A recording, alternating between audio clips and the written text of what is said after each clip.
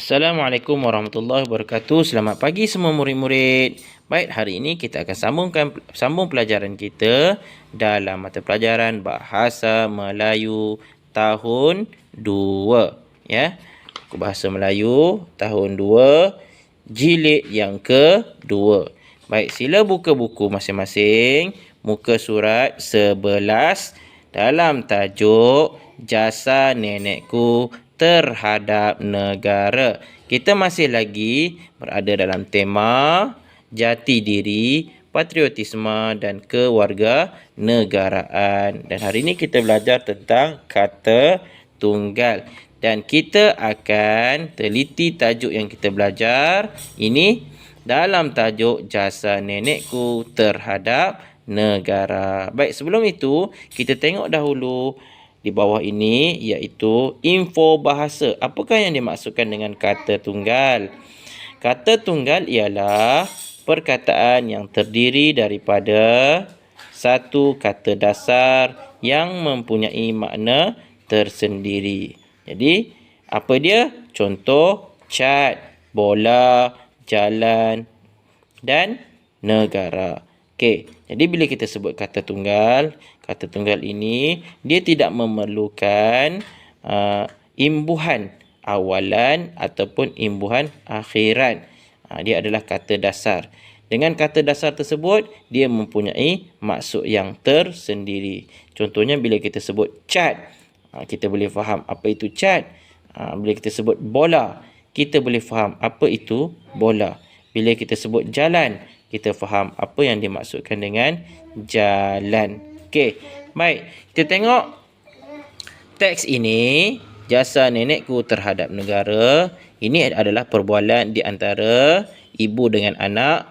Siapa? Alice. Ini adalah Alice dan ini ialah ibu kepada Alice. Baik.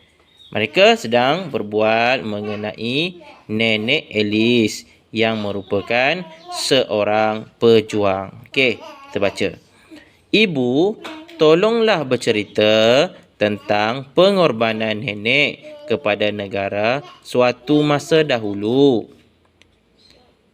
Alice, dahulu nenek kamu seorang pejuang. Nenek bertugas sebagai anggota polis sebelum merdeka. Pada masa itu, nenek dan beberapa orang polis lelaki bertugas di pondok yang berbumbung zinc. Nenek menjaga pintu untuk masuk ke kampung. Jadi murid-murid, ini adalah apa yang dibualkan oleh ibu dan juga Alice. Baik, kita tengok di sini ada terdapat kata tunggal. Jadi, tengok gambar yang pertama. Okey, ini adalah gambar nenek Alice yang sedang bertugas di pondok bertugaslah pondok pengawal, pondok pengawal, bertugas untuk memastikan kampung mereka dalam keadaan baik dan selamat. Okey, jadi pondok ini ialah pondok untuk masuk, merupakan pintu masuk ke kampung mereka. Baik, di sini ada kata tunggal, orang, zinc dan masuk. Okey. Baik, perkataan di sini ialah orang. Jadi ayat di sini, pada masa itu nenek dan beberapa orang polis lelaki bertugas di pondok yang berbumbung zinc. Zinc adalah kata tunggal. Nenek menjaga pintu untuk masuk ke kampung. Okey, jadi masuk juga adalah kata tunggal. Mana kita boleh faham kata tunggal ini adalah kata dasar. Jadi masuk ke kampung. Ini adalah situasi yang pertama. Baik, tengok situasi yang kedua dalam gambar ini. Dan kata tunggalnya ialah cuaca, wanita dan kanak-kanak. Baik, kita cuba bina ayat.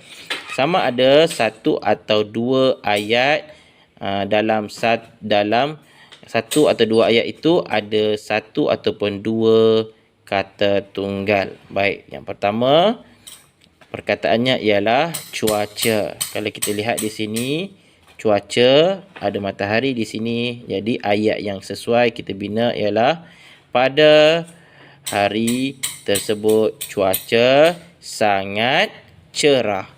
Pada hari tersebut cuaca sangat cerah. Okey. Kemudian tengok dalam gambar ini, gambar nenek sedang memeriksa seorang wanita dan juga kanak-kanak. Jadi kita boleh buat ayat, kita boleh sekalikan dua ayat ini, dua perkataan ini, kata tunggal ini dalam satu ayat. Okey. Nenek sedang memeriksa barang wanita dan kanak-kanak itu.